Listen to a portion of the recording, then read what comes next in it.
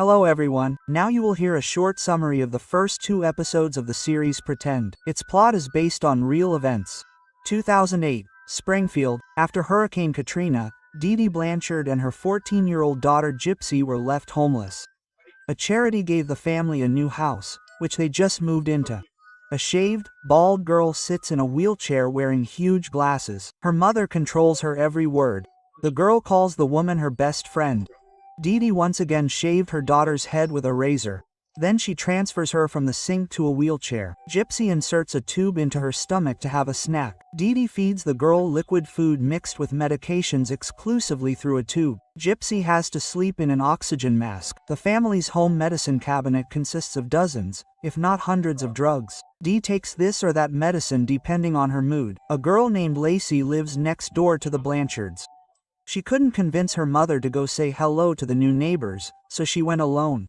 All in pink, Gypsy watches cartoons and draws a prince. She immediately became interested in the girl, because she never had any friends. Lacey volunteers at the local hospital.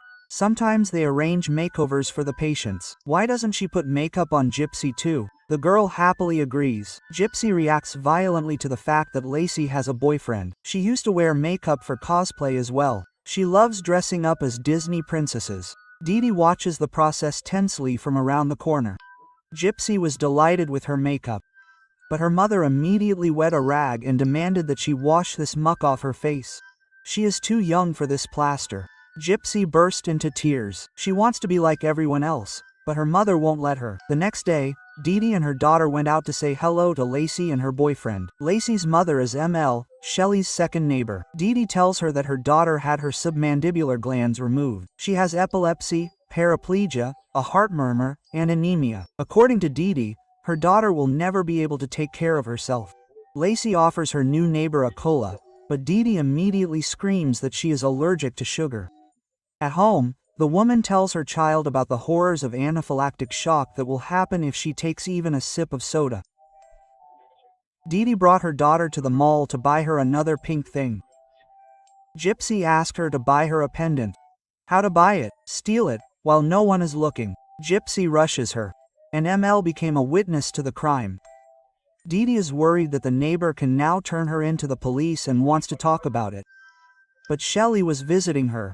By the way, the neighbors built a house for the disabled girl and her mother. They and other volunteers in the area. Mal hints that she really didn't like what she saw today. Gypsy doesn't have her own computer. She's only allowed to use her mother's laptop. She immediately types the words boyfriend and kiss into a search engine. Gypsy suggests that her mother make pizza. It will be a very tasty pizza, covered in milk and blended. The thick liquid is poured syringe by syringe through a tube straight into the child's stomach. To make friends with the neighbors, Dee Dee threw a party.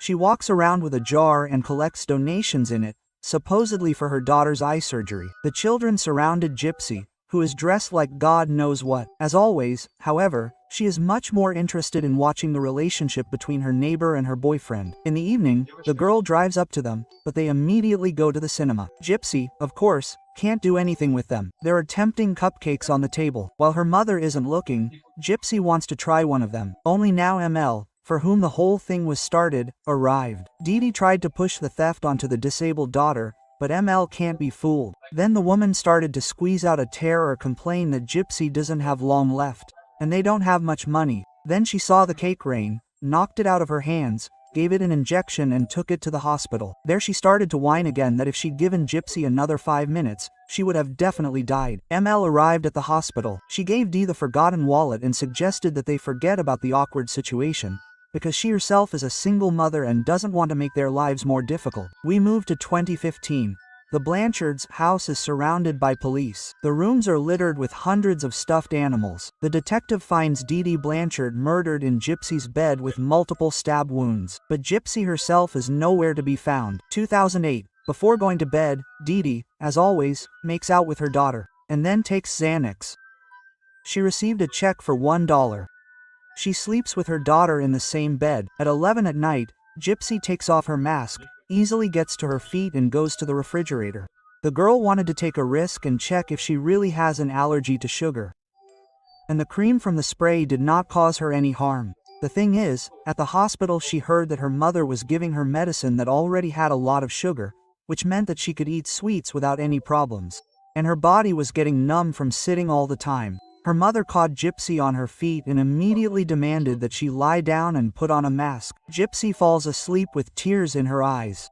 2015. The neighbors gathered around her trying to remember Gypsy's huge list of illnesses. How could she have run away in such a state?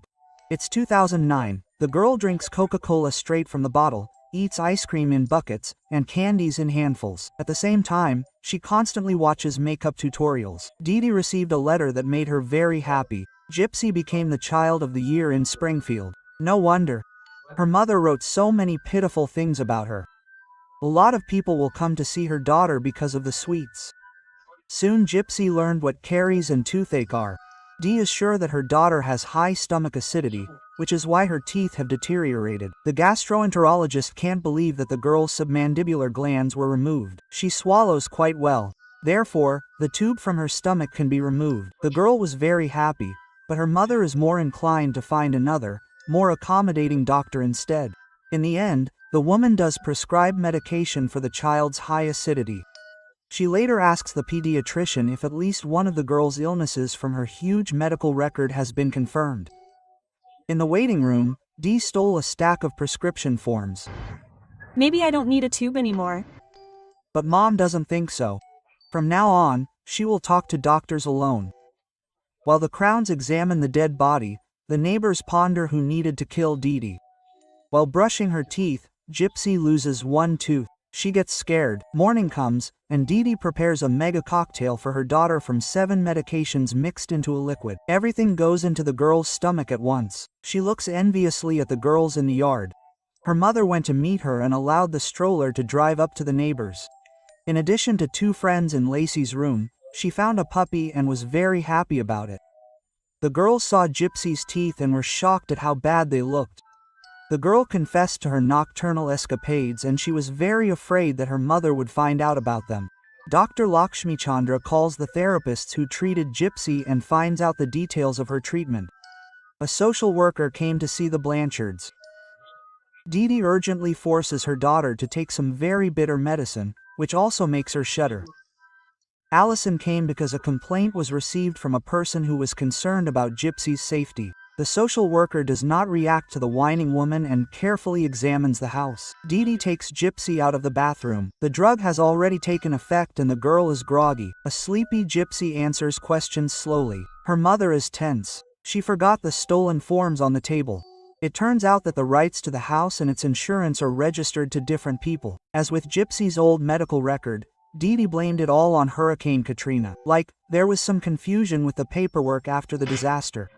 I just can't figure out who complained to you. Have a nice day. The social worker's visit was a big stress for Dee.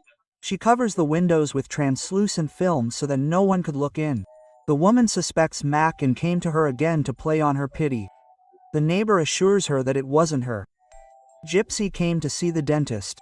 After she was given a sleeping pill, the girl found out that her teeth would not be treated, but simply extracted. She was very upset and started crying. Gypsy came to at home with a sore, swollen face. When she got to the mirror, she found out that she no longer had any teeth. During her bath, she sits toothless in the bathtub and sobs bitterly. But her mother, as always, says that everything is fine. Gypsy's face is all bruised after the surgery, and Dee Dee is fluttering around her, preparing her for the award ceremony. She will show her off to everyone, without even getting new teeth.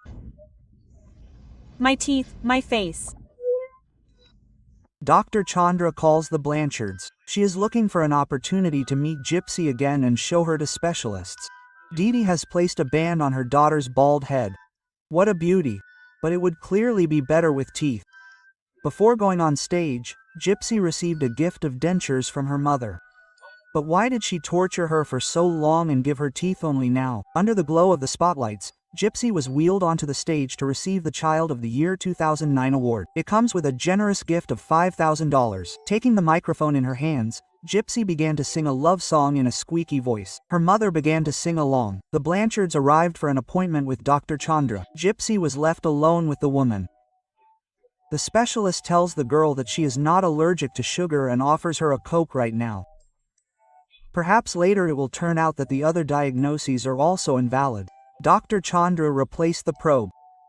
2015, Lacey confesses to her mother, and then tells the police, that Gypsy has a secret Facebook account. With its help, she made friends and, apparently, even found herself a boyfriend. Gypsy puts another unnecessary toy on the bed. She no longer wants to sing along with her mother and locks herself in her room. Dear viewers, if you are interested in the continuation of the story about the healthy family relationship of GPS Blanchard and her mother, please let us know in the comments. See you soon.